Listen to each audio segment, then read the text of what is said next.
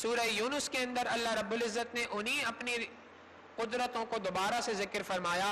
یہ بھی مکی صورت ہے. اس صورت کے ابھی جو مضمون ہے وہ توحید، رسالت اور آخرت ہے. اللہ رب العزت اس میں انسانوں سے شکوہ فرماتے ہیں اور اس شکوے کو سنیے. فرماتے ہیں وَلَوْ يُعَجِّلُ اللَّهُ لِلنَّاسِ الشَّرَّ اسْتِعْجَالَهُم بِالْخَيْرِ لَقُضِيَ إِلَيْهِمْ أَجَلُهُمْ وَإِذَا مَسَّ الْإِنسَانَ الضُّرُّ دَعَانَا بِجَنبِهِ أَوْ قَاعِدًا أَوْ قَائِمًا. انسان کو جب کبھی کوئی تکلیف پہنچتی ہے تو وہ کروٹ کے بل لیٹا ہو یا وہ بیٹھا ہو یا وہ کھڑا ہو، ہر حال میں وہ ہمیں یاد کرتا ہے. جب کبھی کسی کو تکلیف پہنچتی ہے وہ اللہ کی طرف آتا ہے. فَلَمَّا نَجَّاهُمْ فَلَمَّا كَشَفْنَا عَنْهُ ضُرَّهُ، جب اس تکلیف کو اس سے دور کر دیتے ہیں، مَرَّ كَأَن لَّمْ يَدْعُنَا إِلَىٰ ضُرٍّ مَّسَّهُ، وہ ایسا ہو جاتا ہے جیسے اس کو کبھی کوئی تکلیف پہنچی نہ تھی. یعنی جب کبھی انسان کو کوئی مصیبت آتی ہے، پریشانی آتی ہے، اس وقت پہ تو اپنے پروردگار کے رب کی طرف آتا ہے. جب وہ مصیبت، وہ پریشانی اس سے ختم ہو جاتی ہے تو وہ اللہ کے در سے بھاگ جاتا ہے.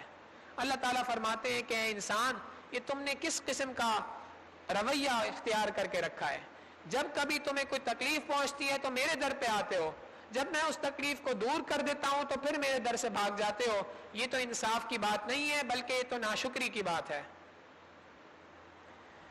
آگے اللہ تعالیٰ فرماتے ہیں یا ایھا الناس قد جاءتکم موعظۃ من ربکم، اے انسانوں، تحقیق تمہارے اوپر تمہارے رب کی طرف سے ایک نصیحت نامہ آ چکا ہے.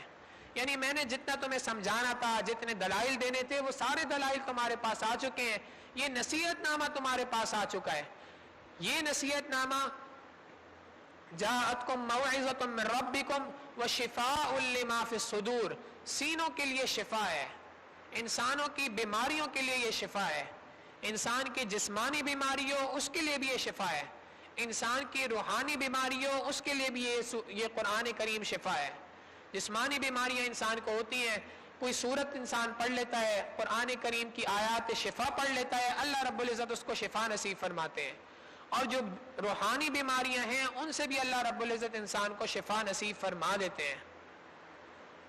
وَهُدًى وَرَحْمَةٌ لِّلْمُؤْمِنِينَ، اور یہ قرآن کریم ہدایت بھی ہے اور رحمت بھی ہے ایمان والوں کے لیے. آگے فرماتے ہیں الا ان اولیاء اللہ لا خوف علیہم ولا هم يحزنون، یاد رکھو ایمان والوں کی ایمان والے جو ہوتے ہیں اللہ رب العزت ان کا دوست ہوتا ہے.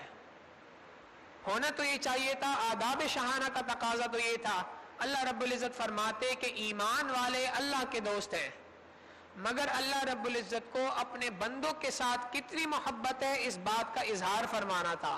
یہ نہیں فرمایا کہ بندے ایمان اللہ کے دوست ہوتے ہیں، نہیں، فرمایا اللہ رب العزت ایمان والوں کے دوست ہوا کرتے ہیں. آگے حضرت یونس علیہ الصلوۃ والسلام کی قوم کا ذکر فرمایا. یونس علیہ الصلوۃ والسلام کی جو قوم تھی، سیدنا یونس علیہ السلام نے ان کو دین کی طرف بلایا. انہوں نے نبی کی بات کو نہ مانا اور انہوں نے کہا کہ جس عذاب کا تم وعدہ کر رہے ہو اس عذاب کو ہمارے اوپر لے آؤ. یونس علیہ السلام نے اللہ تعالیٰ سے دعا کی. اللہ رب العزت نے فرما دیا کہ ان بندوں کو بتا دیجئے فلاں دن ان کے اوپر عذاب آئے گا. یونس علیہ الصلوۃ والسلام نے اس بات کا اعلان قوم میں فرما دیا. اب یہ اعلان کر کے یونس علیہ الصلوۃ والسلام اس قوم سے کے جو بستی تھی اس بستی سے باہر نکل کے انتظار کرنے لگ گئے. اب جب قوم پہ عذاب آئے گا تو میں اس عذاب سے پہلے یہاں سے نکل جاؤں گا. اللہ کی شان کہ یونس علیہ السلام کی جو قوم تھی انہوں نے پیچھے اس بات کے آثار دیکھے کہ عذاب ہمارے اوپر آنے والا ہے. انہوں نے اللہ تعالیٰ سے توبہ طائب ہو گئے، اللہ سے توبہ کی، اے اللہ ہمارے گناہوں کو معاف کر دیجئے. اب یونس علیہ السلام بستی سے باہر انتظار کر رہے ہیں کہ اب عذاب کا وقت آ گیا ہے، عذاب آئے گا. اللہ رب العزت نے ادھر ان کی توبہ کو قبول کر لیا اور ان کے عذاب کو روک دیا. یونس علیہ السلام نے جب دیکھا کہ میری قوم پر عذاب نہیں آ رہا تو یہ سمجھے کہ اب اگر میں قوم کے پاس جاؤں گا تو قوم تو میرا مذاق اڑائے گی اور کہے گی کہ جس عذاب کا تم نے وعدہ کیا تھا وہ عذاب کہاں گیا. لہٰذا یونس علیہ السلام نے وہاں سے آگے سفر شروع کیا. ایک کشتی تھی، اس کشتی کے اندر بیٹھ گئے. 20 سمندر میں ان کو اس کشتی سے کسی وجہ سے اتار دیا گیا. وہ جیسے ہی اس کشتی سے اترے ایک مچھلی آئی اور اس مچھلی نے آ کے ان کو نگل لیا. روایات کے اندر آتا ہے 40 دن وہ مچھلی کے پیٹ کے اندر رہے.